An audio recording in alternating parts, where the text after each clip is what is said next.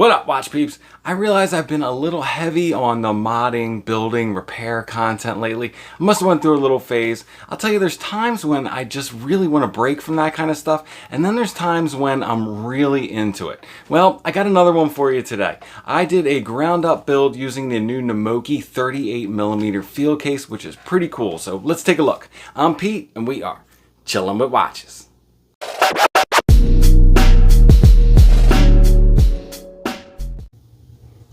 Alright, so let's get these pieces unwrapped and see what we got, see what we're dealing with. I'm kind of excited to do a build with this case as it looked awesome. And, you know, I love the Snowflake dial and handset, probably my favorite of all dial and handsets. Here is the Bracelet, 20 to 16 taper, nice 4mm milled out clasp. This looks really nice. Now it comes with SKX 013 end links, but they make, and I bought, custom end links that go with this field case. Oh, I also bought the movement from Namoki, an NH35, a few bucks more than you'd pay on like AliEx or eBay, but just to get everything all in one shipment, I went for that. Pretty cool. I like these little containers. All right, so let's see the other stuff we got. Okay, so that you can tell is the dial, and it's like a creamy C3 loom too. So my favorite loom, my favorite dial layout. Oh, these must be the end links that go with the bracelet. We'll get all this stuff unwrapped. And here is the case. Really nice looking little case. And you get the whole setup here. You know, you get your case back. The crown is here as well. So all your gaskets, everything you need. And lastly in here is,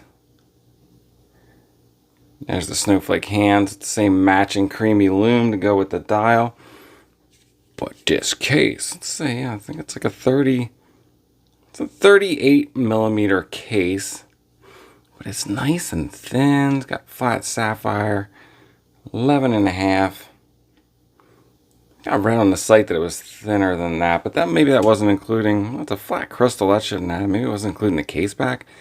I don't know, but it's got nice fat bars for the spring bars.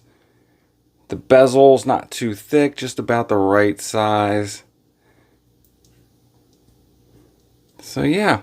Alright, well the first thing I'm going to do is get that movement out and get the dial placed on the movement. So let's go ahead and do that.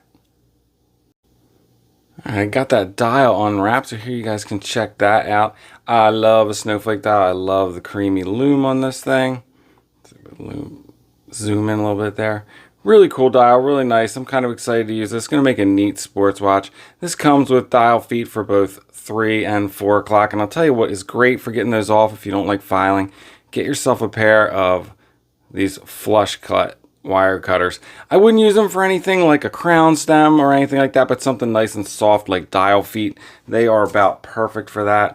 So we got the movement set up here. So I'm going to get those 4 o'clock feet off and put this dial on the movement. Alright, got the 4 o'clock feet cut off. The 3 o'clock are inserted into the movement. Next step is just to set the hands. So for setting hands, you want to pull this out to time setting position, rotate until just the date flips. Then you're going to go ahead and set your hour hand at 12 o'clock. What I prefer to use is a hands presser. You're going to want one with like a 1.1mm tip or so. Something that will just barely go over the minute post, the minute hand post, without being able to go over the hour hand post. That way you get it pressed down real nice. And then what I do is I rotate the hour hand around to 6 o'clock and then set my minute hand. So by setting the hands this way with the hour at 6 and the minute at 12, you will kind of ensure that you get proper alignment so that you've taken all the slack out of the gear train so that the minute hand will hit 12 o'clock when the hour hand is on the hour markers. For setting the minute hand, I prefer something smaller. The hole size on this one is just enough to fit over that seconds hand post, which I'm going to go ahead and put on now. So, all right, there we go. We got the seconds hand on. Everything went on real nice and level. The clearances are just about perfect. For setting the second hand, I use a pegwood and I just kind of flatten the end. I don't want any kind of presser that has a hole in it or anything, since I don't want that second hand post to be able to push up through the second hand. So I like to use something solid. Pegwoods are great for this. But all right, at this point, we can take that crown out and go ahead and case this. All right, so here's a quick shot of what we're looking at. I'm just going for a little kind of snowflake sports watch, almost like a Black Bay 36, but in the right size 38 and with the right dial. You can see I got the crown in. We're going to have to trim this crown. Basically, you just compress it to take all the spring out, and that distance is how much of the stem needs to be trimmed off. I'll put calipers in there and squeeze it. I have a video on that. Go check that out if you haven't seen it. But let me go trim this crown down, get the case back on, and then we can check out the bracelet. There we go, guys. Crown is on, trimmed. Nice crown pop to it. We are fully assembled. Really nice little case here. I'm going to get the bracelet on it and we can take a look at the full finished product. But so far, I'm loving it. This thing looks great. And here it is on the bracelet, which is awesome. Now, I use this snowflake dial and handset in here because they're probably my all-time favorite. But if you build one of these, you're obviously going to put whatever you like in there. And I'll tell you, one of the things I love about C3 Lume, besides how bright and long-lasting it is its creamy color in the daylight. I think this thing came out really cool. It's almost like an old-school Black Bay 36 with this printed dial. But this is really a nice little case. The bezel to dial ratio is really good. Has this nice sloped brush rehaut in there. Case sides on these are polished, but they have this nice straight cut lugs, which is something I really like. That's a personal preference, but I think they look cool. You can see here it does have drilled lugs, which is also really nice. And this bundle comes with a nice sized crown, really appropriate for this case. Now the bracelet, it does use male end links, so you're going to get that little extra lug to lug distance there. But it starts at 20, tapers all the way down to 16, so you get that 4mm taper, which money. It is a standard oyster bracelet. These are not fully articulating links or anything. Didn't really expect that at this price point, but very nice bracelet nonetheless. Standard kind of 2 push button safety fold over with a milled out scissor inside. So what do you say we go over the specs real quick, all the dimensions, and then we'll take a look at it on wrist. Going over the dimensions, we are looking at a 38mm case. Wonderful size. A nice tidy 46.3mm on the lug to lug. It is only 11.3mm thick. And as I mentioned, 20mm lugs. Now it has a flat sapphire crystal, which I think is quite appropriate for this style. This setup I used is C3 Lume. NH35 movement, but you can put any of those standard Seiko size movements in here. And this setup has 100 meters of water resistance with the screw down crown and case back, which is plenty sufficient for this style. Let's take a look at it on wrist. And here it is on my 7¼ inch wrist. As I've said before, I think this size is just about perfect for this style of watch for my size wrist. And you can see that's a nice slim design there. So let's take a quick look at it side by side, some other watches. So if you want to see how it stacks up against an actual 36mm, that's what I have here on the right. So you can see, I mean, dimensionally, proportionally, very similar, but just, 2mm bigger.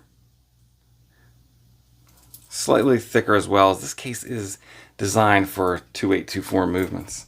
Another good comparison is the Goodspeed Scout, which is also 38mm, and these watches are very similar.